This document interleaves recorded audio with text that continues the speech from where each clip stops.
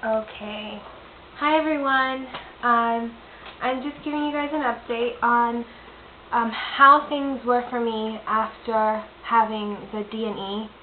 As I had mentioned before, a D&E it's not a D&C. It's similar to it, but it's for people that were far along into their pregnancy, and it's basically dilation and evacuation. I had spoken about what the process was for me. Basically, a few days, actually the day before the surgery, I had to go into Boston, and they put in what they called seaweed sticks to get my cervix to start getting it dilated and softening it up. The next morning I went in and they did the surgery. I was completely asleep for it.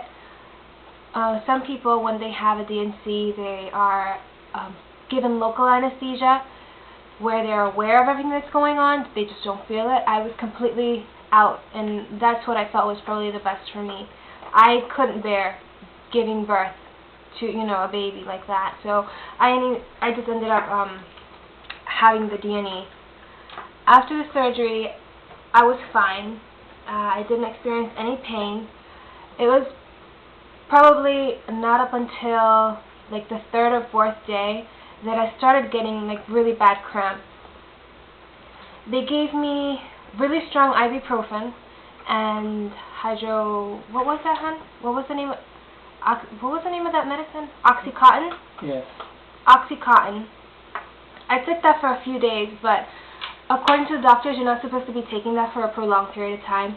So I made an appointment again. I went in, and I feared that I might have had an infection, so I definitely wanted to get in and get checked out. They did the ultrasound, and everything looked fine.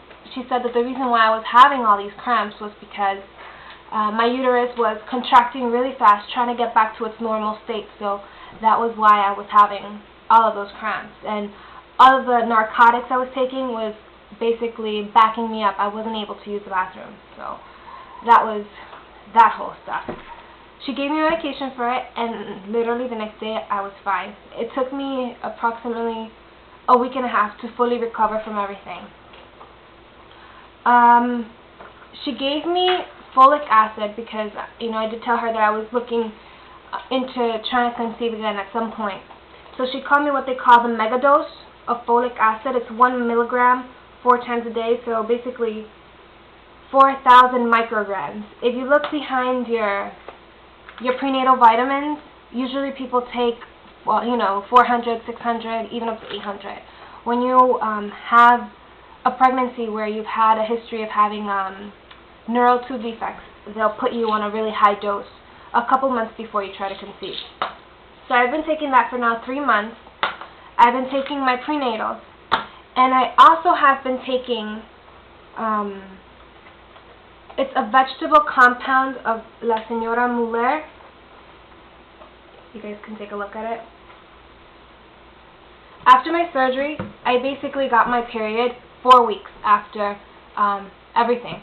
Generally, people will get their period 6 weeks, even up to 12 weeks. My body was recuperating really fast, and I honestly think that the vegetable compound that I was drinking really helped a lot. The women in my family have been drinking this forever. Like my mother, her mother, and her mothers drank that. So I've been drinking that, and I got my period exactly when I was supposed to get it, even before I got pregnant. Like that was my scheduled time to get my period if I wasn't pregnant. So I really think that helps me out a lot. Another thing I've been doing is kind of keeping track of my body and getting to know my cycles. Before I couldn't care less, but because I know I want to try to conceive at a certain point, I've been taking my basal body temperature using a basal body thermometer. I got this one at Walmart. It's pretty cheap. It's only like $7. Yeah. It's only like $7, and basically you're supposed to do it every day at the same time, approximately, before you get out of bed. And I've been charting on Fertility Friends, and I also just have my own agenda where I chart it, and I keep a track of my temperature. Another thing I've been doing is using the OPK. I've been using this brand. I got this one at the Dollar Tree. It's not complicated. It's cheap. It's not like the ones you get at Walgreens or any other pharmacies where it's like you get 7 sticks for like $14, $15. These are $1 each, and they're very simple to use. They have the directions on the back, and they don't have iffy lines. Either you are or you're not, which is what I like. So that's pretty much it for me. Other than taking all the supplements I've been taking, I've also been exercising, trying to limit down my junk food intake, pretty much cooking a lot, like my own food, and what else?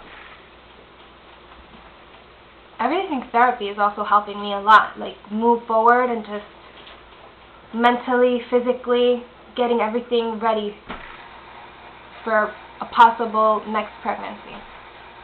So that's pretty much it for me when it comes to all of that. I'll keep you guys updated on how everything goes.